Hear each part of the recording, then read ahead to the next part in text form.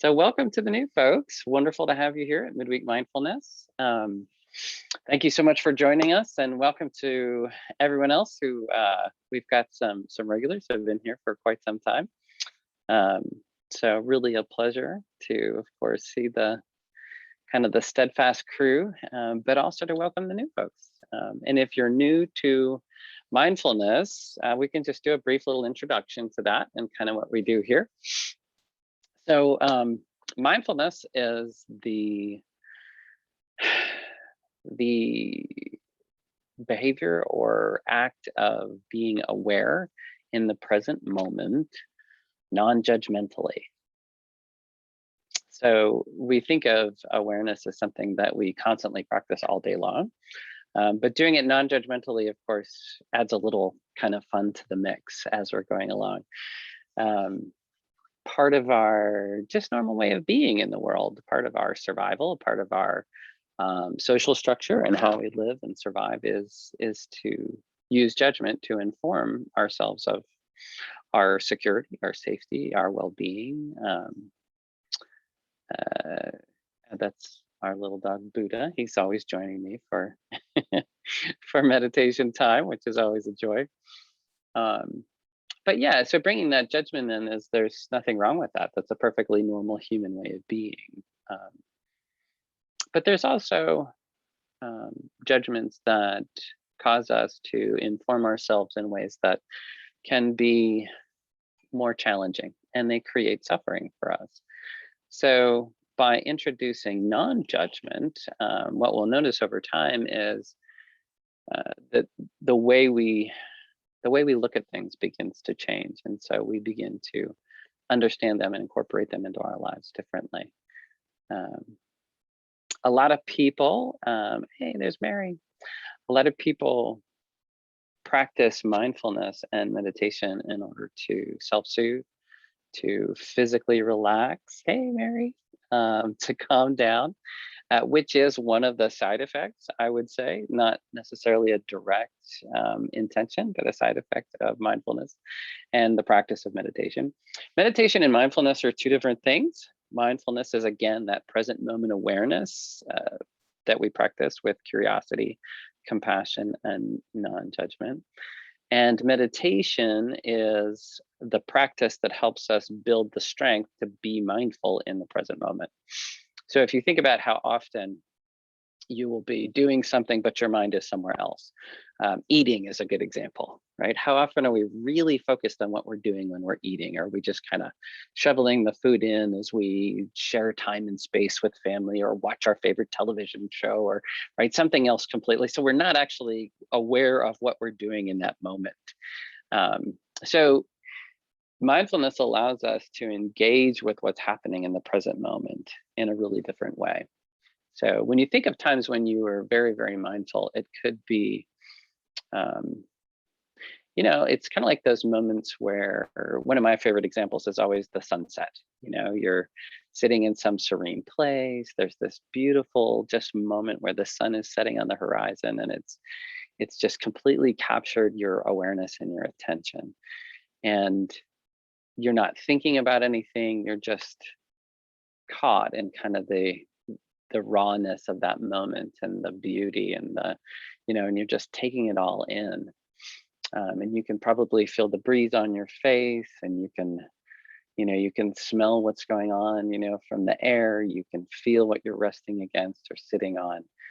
And then your mind kicks in, and it starts to compare this sunset with the last sunset you saw, or how long it's been since you really saw a sunset. And well, this one could be more beautiful if it didn't have those power lines running through, right? And so then the mind takes over, and then we've lost the moment, right? The moment's gone.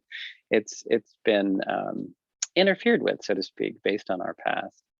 So again, that's very normal functioning. It's wonderful for crossing the street, keeping your body safe, managing things that need a reflection from the past, all perfectly good and beautiful things. But there's so many other parts of life that come alive in a really different way when we really learn to practice mindfulness. The other part is that in our society, we tend to stay in a hyper state of arousal. So whether we're in the red or the orange or the yellow, and if you remember after 9/11, that was a terrorist, right, alert system, and now that we're in COVID, it's a COVID alert system, but there's always some alert system going on that tells us we need to be, well, afraid, right? So there's a sense of fear that engenders those responses, and again, very wisely, like there's nothing wrong with those systems. However, probably 97% of your life, if you stop and drop into the moment and connect with it, is there anything actually wrong in this moment? Are you safe? Are you fed? Right? Are things in place? Now we can imagine things that may happen, right? But that's not this moment, right? That's us venturing off into the future or our imagination about the future, right? Those are stories we're telling ourselves. And those stories can put our body into a state of arousal, right? That activates the amygdala. It puts us into a low level fight or flight. We get an adrenal response, right? We've got epinephrine and norepinephrine and cortisol flowing through the bloodstream. And yes, which is really hard on the body. The body was intended to be in those states for very brief periods of time so we could escape danger. But then something happens like, oh, the stock market, right? Yeah, sometimes you're like, yay, the stock market, it went up 220 points today. But a lot of times it's like, oh, good heavens, what will happen, right? Like, will it drop? Will I be devastated? What's going to happen to my future? Do I have to worry about this? And so it creates that constant, right? And that's just one example, right? So for some people, that may not affect them at all, but there's something else, right, that they worry about on a regular basis. And worry, right, doesn't actually solve anything. In my own meditation and my introspection of my worries in life, what I've discovered is that it's kind of a way to manage something that I can't manage. So if I can't manage my daughter going on a trip by herself, right? It's out of my control. There's nothing I can do about it. But if I worry about it, I feel like I'm doing something, right? That will, that way at least I'm doing something that'll, so I feel like that's helping me manage that situation. It doesn't help her in any way, shape, or form, me worrying. If anything, it's going to cause me to like text her or call her and drive her a little crazy while she's on her trip. Which ends up being detrimental. But think about what it then does to me physically, right? It keeps me in that state of kind of perpetual, right, hyper arousal. It's not actually good for me physically. It's hard on the immune system. And of course, just like anything in the body, as we know from neuroplasticity and epigenetics, is that what you use grows. Like, so if you use it, right, if you exercise a muscle, it keeps getting stronger. Same thing with all the different functions in our body. So if we stay in a hyper state of arousal, the amygdala, right, gets denser and denser, and it's activated very, very easily. But the studies that show the long-term effects of continued practice of meditation and mindfulness show that the amygdala can actually shrink, and that the response is much calmer, it's much smoother. Long-term meditators don't tend to jump to conclusions quite as easily. They're a little more present with what's actually happening and are able to function in that moment a little more easily. So something to think about. A good example of that I noticed, I'd been meditating for a few years. And I got into meditation as a way to help manage the PTSD that came into my life from my military experience. And I went through all the counseling and the therapy, but then to bring that into my everyday life, you still need some kind of mechanism to enable you to be able to change your behavior and your way that you respond, even after you've been through a lot of the counseling and the other therapies. But so I had gone from this kind of I'd gone from a state of being in really, really hypervigilance, which, was I was always on the lookout for what was wrong, into a much more relaxed state of being. And it changed the way my relationships functioned. So, yeah, it had been a few years, and I'd gone to dinner with my wife. She'd invited me to dinner, and I was so excited. It's like one of those really cool, exciting things where you get asked out by your partner of many years, and it's unusual. And so we go to dinner. We get to this new restaurant that we hadn't been to before, and we're both having a glass of red wine. We're just enjoying the ambiance in the evening. And she reaches across and she takes my hand, and I'm really hopeful for where all this is going. And she looks at me, and a deep concern crosses her face, and she says, "I feel like you just don't love me the way you used to." Which I couldn't even possibly imagine, right? If anything, I felt like my love was richer and deeper than it ever had been before. And so I was like, "Well, where is this coming from? Like what, what would make you say that?" And she said, "Well, you remember, my last supervisor?" And I was like, "Yeah." And she said, "Well, I used to come home and I used to tell you about how difficult things were with him." I was like, "Yeah." She goes, "And you used to do all kinds of stuff. Like you threatened to beat him up, or you threatened to go down there and drag him out of the office and give him a talking to." And I was like, "Okay." And she's like, "And you don't seem to do that anymore." She's like, "You just accept what's happening, and you know, you support me, but you've changed in who you are. So I just feel like maybe you just don't care as much as you used to." And I had to explain that, me doing that may have made her feel better in that moment, but number one, it wasn't good for me. And number two, it's not a healthy response to that situation whatsoever. Right? There are far better responses that you could have, or healthier responses that you could have. And also, it was continuing to disempower her, because she was relying on that response to kind of buoy her so she could go back to work and deal with that difficult personality. But it wasn't creating healing or change in a way that would be helpful to her or to the supervisor themselves. It's like, and so now I just hold space for you so that you're able to manage that in whatever way works best for you. You're a fully, functioning human being, and you don't need me in your life. you know we appreciate each other and we love each other, and I prefer you in my life, but it's not something that I need in order to live and survive. And uh and that was a really deep conversation, and she wasn't too sure about that for a while. But she started her own practice, and over time she's really come to understand that in a much deeper and richer way. And because of it, our relationship has grown, and she feels so much stronger and so much more empowered in her own right and within herself. And things have changed dramatically with her work and everything, in due part because of her own internal shifting. So again, something to think about when you're entering the practice is it can have really powerful ramifications in your life. Um, and if all you're looking for is an opportunity to relax over lunch, we can do that too. So but so go ahead and get into your comfortable position. For those that are new, it should be something that is physically comfortable where we can remain mentally alert, right? So for me, that's a nice seated position where my spine is tall and my head is balanced comfortably on top of my spine. Now, everybody's physically abled very differently. So find what's comfortable for you. That might be more reclining, it might be seated, whatever's best. You could be in a chair, just whatever works best for you to be physically comfortable and kind of settled into a position so that you can allow your body to relax.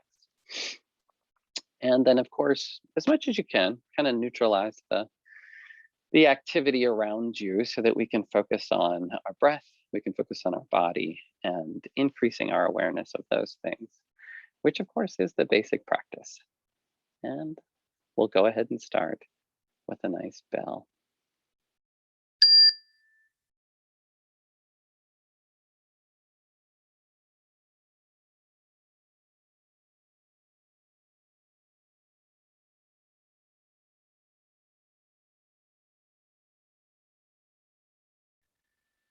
So all we're going to do now is just notice that we're breathing,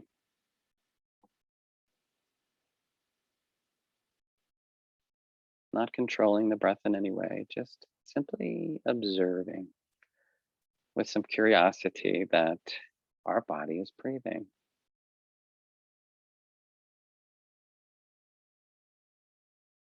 Maybe bringing your awareness to the tip of your nose or the very edge of the nostril where you notice the coolness of the in breath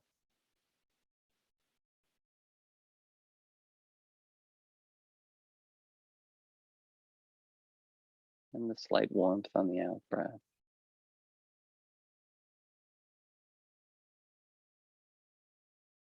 Or maybe it's the expansion of the diaphragm and the ribs and the lungs filling with air and then slowly releasing that air. Just noticing in your body the movement of the breath.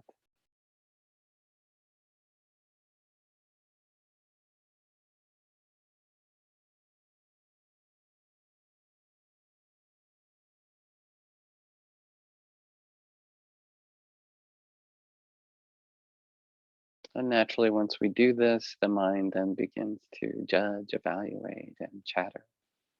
It could be saying anything, like, "Ooh, isn't that amazing? Look at how that feels." Or, "Wow, I really could be doing something else that would be more productive." Or, "I wonder if I left the stove on," right? Like, whatever it might be saying, it's trying to manage your environment, right? It's trying to do that, which is part of its job is to manage our environment. But right now, we're just going to take some time for ourselves. So take note of what your mind thinks is important. And on your next out breath, just let go of whatever that is and come back to the breath,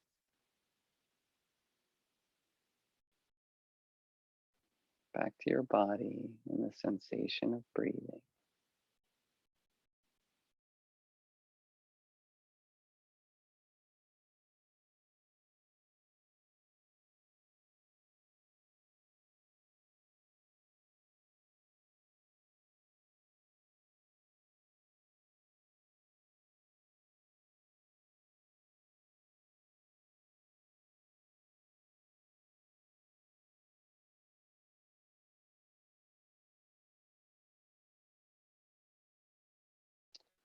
Now, maybe try playing with your breath just a little.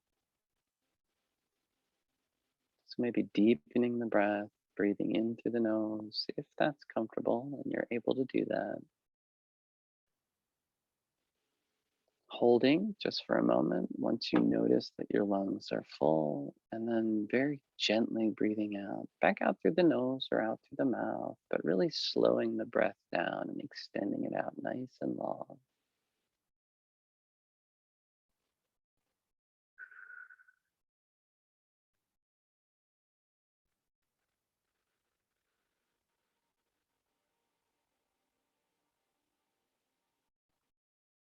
Feeling the lungs empty and feel the turn where it becomes an in breath again. Slowing down that in breath, but making it nice and full. And then again, the pause, and then that nice long out breath.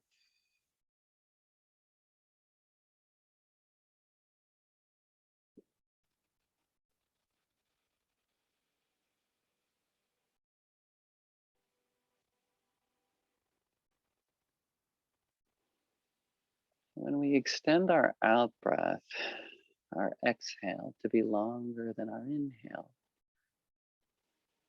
we're activating our parasympathetic nervous system, basically telling our body that we're in a safe place and everything's okay. So it's allowed to just relax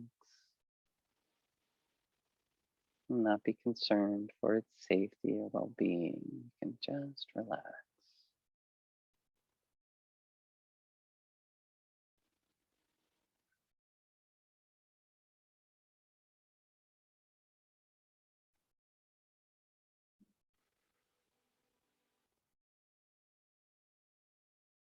And as you exhale, you may notice that your body just begins to release tension. Those nice long exhales tend to give us the opportunity to just let our muscles get heavier and heavier.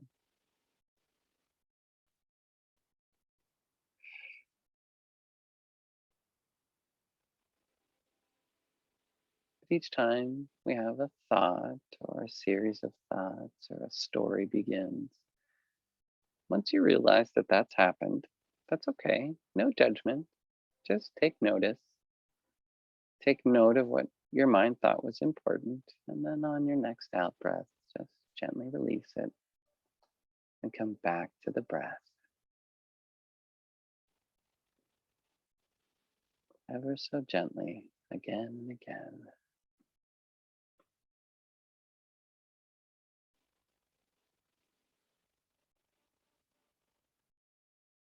And keep playing with your breath if it feels good to reduce the depth of the breathing. Try that. Try letting your breath get nice and shallow. Or just try letting your body take over the control of the breathing. There's a couple million years of evolution that help guide our breathing so we can trust our body to do exactly what it needs.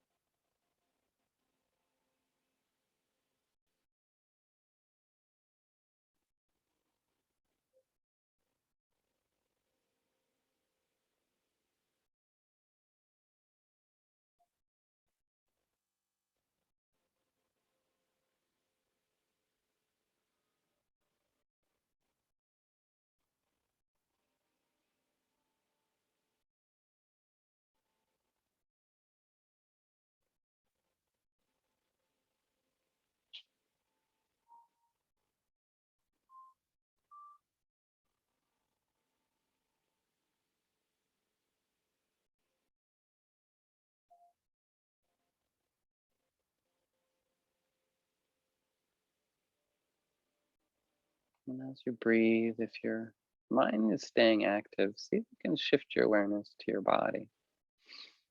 Notice anywhere where your body may be holding tension: the forehead, the neck, the jaw. Maybe it's your shoulders or your hips.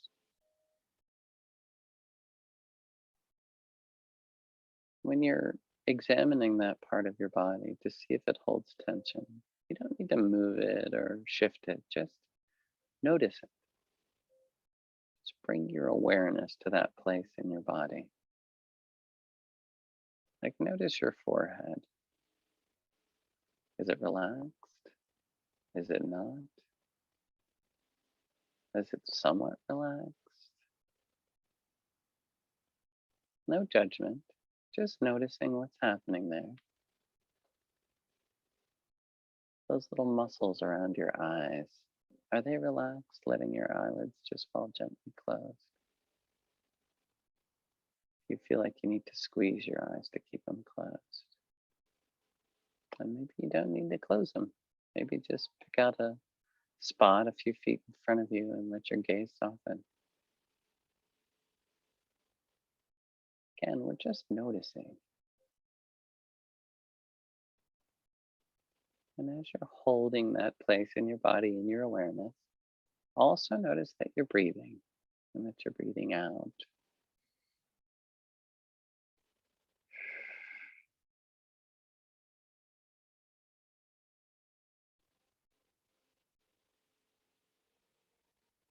And then watch what happens to that tension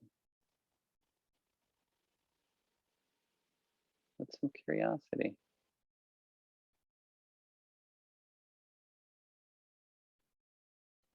And then let the forehead go and drift down to the cheeks, the jaw, the neck. Notice your shoulders, your chest, anywhere where you may be holding tension. Just bringing your awareness there. And then breathing.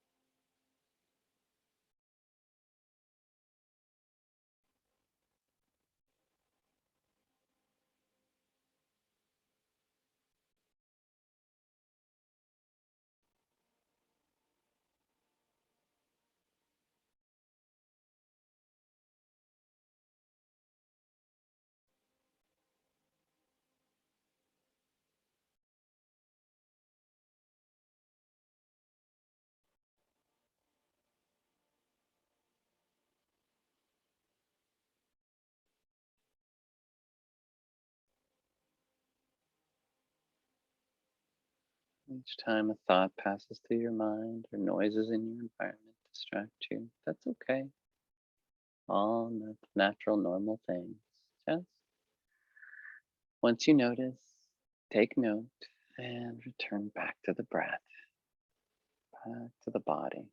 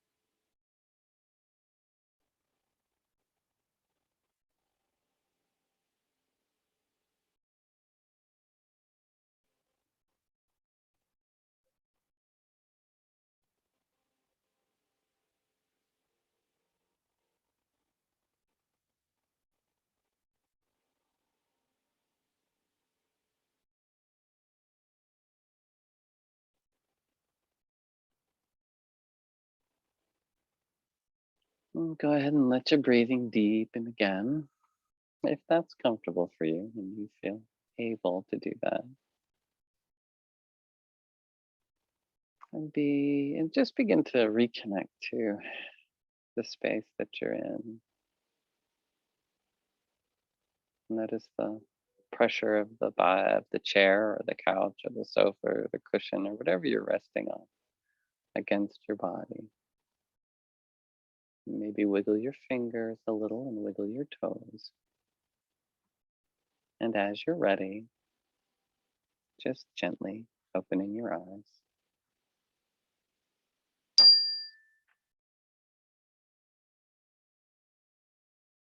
Again, welcome, welcome to the new folks. Such a delight to have you here today. For those of you who've been around for a while, always a joy. Always a joy. Absolutely. I'm so grateful for all of you today. Thanks for coming to Midweek Mindfulness, and I hope to see you next week. Take care and have a wonderful and mindful week. Be well, everyone. Take good care.